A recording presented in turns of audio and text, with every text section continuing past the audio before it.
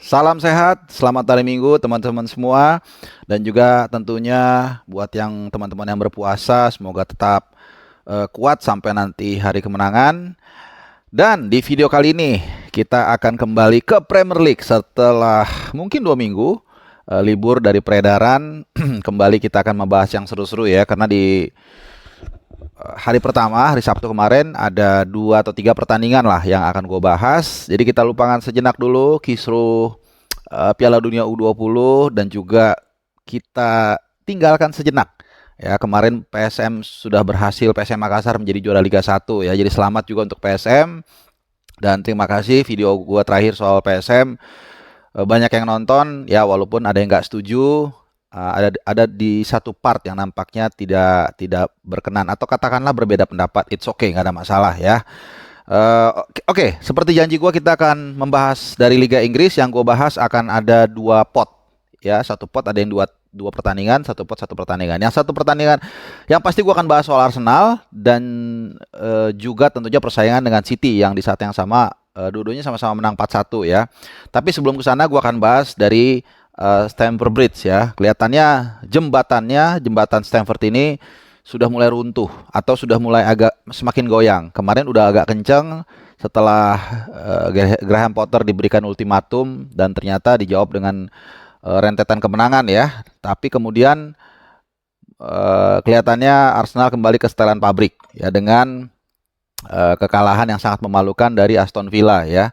Kalau kita lihat jarak levelnya, kemudian juga keuangan yang mereka gelontorkan ini tentunya bumi dan langit ya. Jadi kemarin setelah di ultimatum Chelsea itu menang 3 kali beruntun dari Leeds, dari Dortmund di Liga Champions dan memastikan juga mereka lolos, dan kemudian menang dari Leicester City ya, dari Leicester City. Tapi memang sempat terpleset dari Everton 2-2, tapi ya setelah international break kembali ke setelan pabrik. Nah, 2 hal yang mau gua angkat di pertandingan atau di Chelsea ini sebelum kita nanti ke Arsenal dan juga City. Pertama, ya posisi Graham Potter menurut gue masih aman. Karena bagaimanapun juga mereka saat ini langkahnya di Liga Champions. Menurut gue ukuran dari Todd Boehly ini ya, menurut gue ya, adalah di Liga Champions. Karena toh mereka masih on the track, masih on the way. Seandainya Chelsea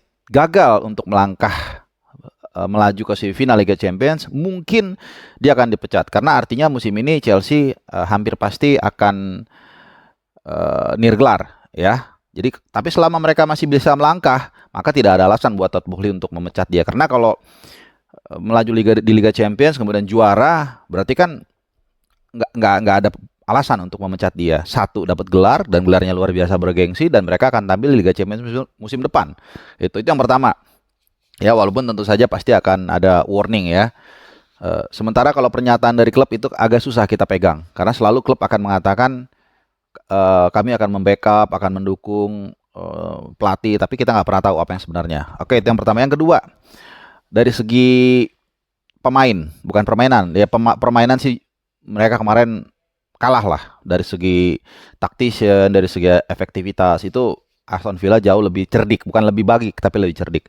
Nah, ada satu poin yang gue lihat di sana menjadi apa ya? Menjadi spotlight lah, yaitu kehadiran Mudryk ya. Dan gue adalah orang yang bersyukur dia tidak datang ke Arsenal. Dalam beberapa kali kesempatan gue mengatakan Arsenal ini udah punya ritme, Arsenal sudah punya gaya bermain, sudah punya frekuensi yang bagus. Kalau di tengah musim didatangkan pemain bintang, ini bisa menjadi justru bahaya. Artinya apa yang harus diambil opsi pelatih kalau ada pemain bintang? Apakah pemain bintang ini disuruh menyesuaikan dengan ritmenya Arsenal, atau Arsenal yang harus berubah demi satu pemain? Karena rasa-rasanya ini tidak baik. Makanya balik lagi ketika Mudryk ke Chelsea dan ternyata kita lihat hasilnya tidak maksimal. Kemarin main busuk banget, bahkan beberapa laga sebelumnya gue lupa dia juga pernah busuk banget mainnya. Satu-satunya permainan dia yang gua tonton yang bagus itu ketika main sebentar lawan Liverpool. Kalau nggak salah itu debutnya. Itu pun gagal mencetak gol, cuman bagus lah mainnya. Nah itu sih kalau dari Chelsea ya. Jadi berarti saat ini posisinya Chelsea gua rasa sih ya nggak usah mimpi lah untuk masuk 4 besar ya, di posisi ke-11 dengan poin 38. Bahkan kalau kita bicara dari tahun ke tahun. Sebenarnya dia untuk melewati angka psikologis bertahan di Premier League aja masih belum bisa, kan 40 ini magic point-nya, atau ya 40 lah. Kalau 40 itu biasanya aman dari degradasi. Jadi sebenarnya secara matematik Chelsea juga belum aman dari degradasi. Tapi oke lah. Kita tinggalkan dulu dari London Barat, kita akan ke London Utara. Arsenal menang 4-1. Ya mungkin tidak ada yang begini. Kemenangan ini bukan sekedar kemenangan ya, tapi seperti menjawab tantangan ataupun pressure ya, karena berapa jam sebelumnya, 1-2 jam sebelumnya itu City menang dengan skor yang sama 4-1. Nah, gua akan bahas kemenangan ini dari gol per gol dan apa maknanya.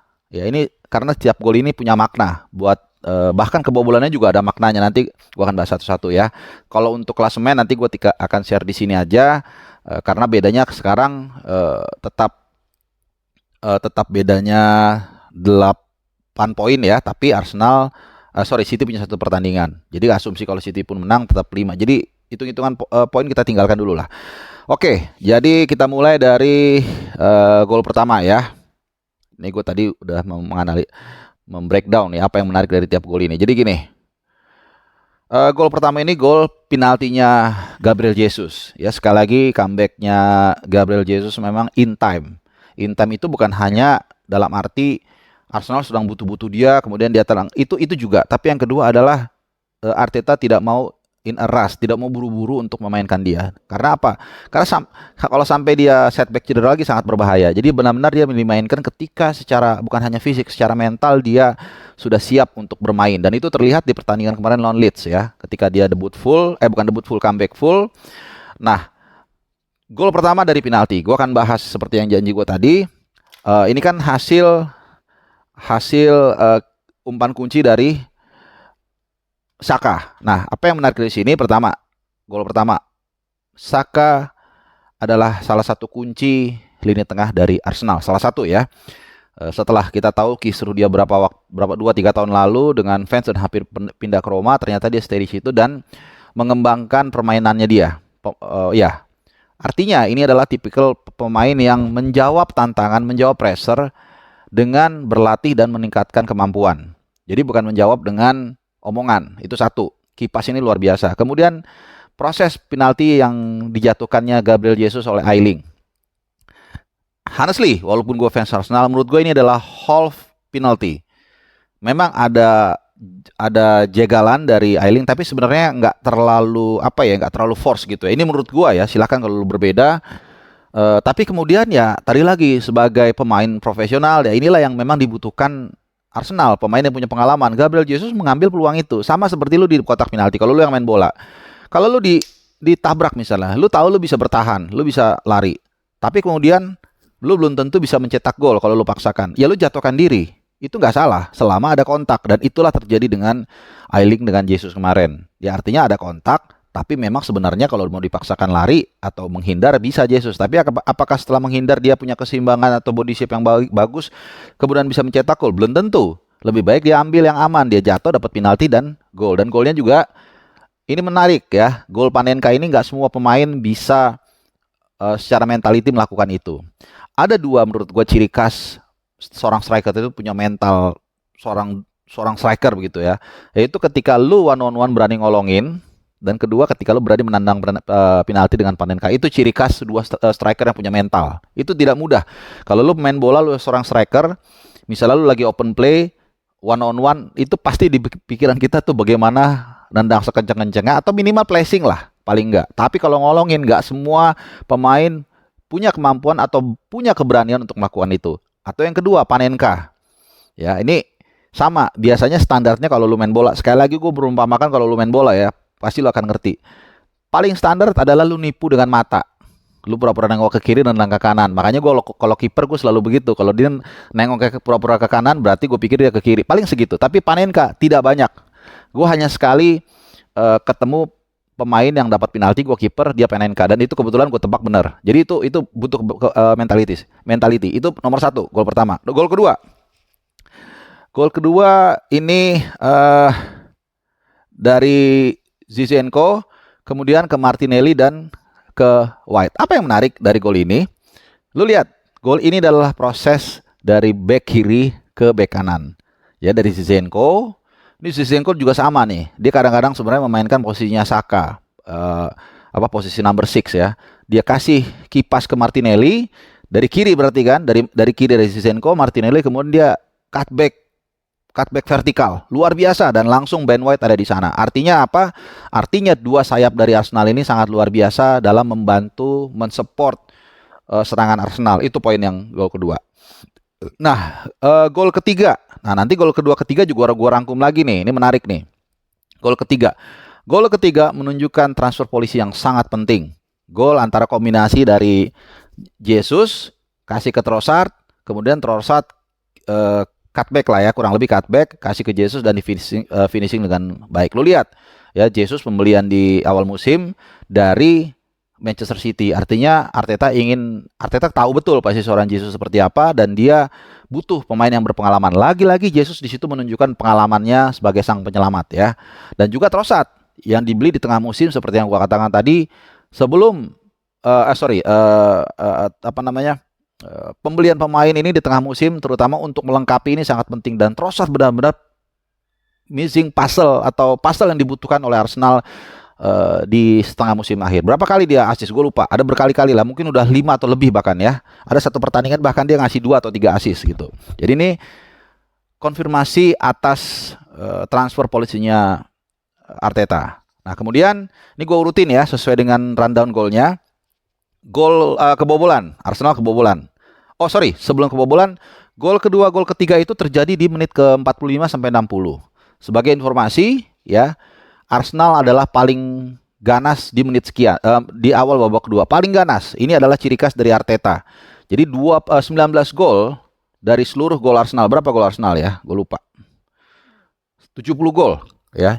19-nya atau berapa persen itu kurang lebih? 27%-an lah kurang lebih ya, 27%. Jadi seperempatnya itu terjadi di menit 45 dan 60. Ini satu ciri khas Arsenal ya, itu. Nah, kita lanjut sekarang ke kebobolan Arsenal. Orang mengatakan nggak ada masalah lah kebobolan 1, toh menang 4-1 juga. Betul, itu betul. Kalau lu tidak punya mental untuk maju dan memperbaiki. Ada satu hal yang mendasar ketika dari proses gol ini. Kalau lu ngikutin ya, saya nggak punya grafis yang baik, tapi gue akan coba memvisualisasikan ke lu supaya ada gambaran. Serangan balik ini sebenarnya awalnya baik-baik saja. Jadi 2 pemain Leeds menghadapi 3 pemain Arsenal. 2 itu Harrison dari kiri dinyusur kan. Kemudian ada satu pemain Rodrigo Moreno itu nunggu ya. Tapi diapit 2 pemain, si Gabriel, 2 backnya Arsenal.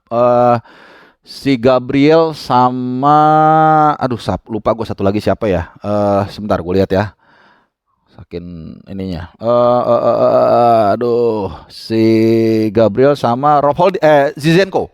Nah, Zinchenko. Jadi si Moreno ini diapit 2 back Arsenal, Gabriel dan Zinchenko. Kemudian si Harrison ini dijaga White. Oke, serangan balik 2 lawan 3 masih aman. Kemudian ada datang siapa yang nyetak gol itu? Rasmus Christensen. Rasmus Christensen datang, yang telat jaga dia. Ini kan harusnya kan tugasnya back gelandang bertahan. Jorginho yang harusnya bertanggung jawab terhadap posisi dari second line yang datang pemain Leeds. Nah, dia nggak menjaga itu. Gol ini terjadi 16 menit setelah Thomas Partey ditarik keluar. Nah, kalau ada Thomas Partey di situ, gue nggak yakin Rasmus Christensen yang jarang mencetak gol, itu gol kedua dia buat Leeds, itu akan terjadi. Nah, Jorginho kita tahu adalah pemain yang lambat, sehingga akhirnya dia telat nutup. Ya, ada scream, ada setengah bola liar dan diselesaikan oleh Rasmus Christensen. Nah, ini satu catatan ya, walaupun sebenarnya Jorginho adalah juga sama tuh, puzzle yang dibutuhkan setengah musim Arsenal, tapi tetap dia tidak sebagus Thomas Partey. Artinya, makanya gue bilang tadi, gol ini adalah penting untuk melihat Arsenal ke depan. Di musim nanti, Arsenal harus punya pelapis yang tidak jauh berbeda dari Partey, yang punya kecepatan ketika transisi bertahan, tapi juga punya kemampuan dalam mendeliver bola ke depan. Ini arti kebobolan Arsenal. Jadi bukan hanya sekedar ya 1 gol itu memang tidak mengubah keadaan. Arsenal sebenarnya dari menit ke berapa 60 sekian ketika mereka 3-0 udah selesai. Ya, tapi sekali lagi harus ada evaluasi karena tantangan tidak pernah berhenti di situ. Ke gol yang keempat atau terakhir apa artinya? Gol yang keempat artinya mentality. Mereka tidak ingin hanya menang 3-1, mereka ingin mengirimkan pesan kepada City bahwa kami tidak takut dengan Anda, bahwa kami juga bisa menyamai Anda, dan kami akan mencetak gol keempat dengan skor 4-1, dan kami akan datang ke tempat Anda tanggal 26 April nanti di Etihad. Ya, ini gol yang juga sebuah pesan yang sangat penting, dan proses golnya itu adalah juga menunjukkan konektivitas. Ya, ini gol antara dari Saka, pemain yang baru dimasukkan, Bakayo Saka ya. Dia kasih ke Odegaard. Odegaard crossing loop ya, loop begini, kemudian tandukan oleh Granit Saka. Dan ini juga sekaligus menunjukkan kemampuan individu dari Odegaard. Ya, jadi konektivitas dan kemampuan individu. Tadi konektivitas gue udah kasih tahu antara tiga pemain tersebut, dan umpan yang sangat luar biasa. Ya, umpan yang sangat luar biasa. Artinya dia punya kapasitas untuk melakukan umpan yang cantik dan juga kekompakan. Karena kita lihat bolanya itu benar-benar istilahnya ball to head, dan juga tandukan yang tentunya lu bisa lihat sendiri yang nonton pertandingan kemarin. So, pekan yang seru menurut gua, dan tapi Arsenal belum juara ya. Arsenal belum juara walaupun tetap kedinginan di puncak di puncak klasemen. Seperti yang gua katakan tadi, bedanya tetap 8, tapi City punya satu pertandingan. Anggaplah City tetap menang, bedanya 5. Maka kalau nanti di Etihad Arsenal nggak hati-hati, maka poinnya hanya tinggal 2. So, Arsenal ada di puncak klasemen. Arsenal kedinginan, tapi Arsenal belum juara. Alright, terima kasih. Sampai di sini perjumpaan kita. Selamat hari Minggu dan happy weekend. Salam sehat.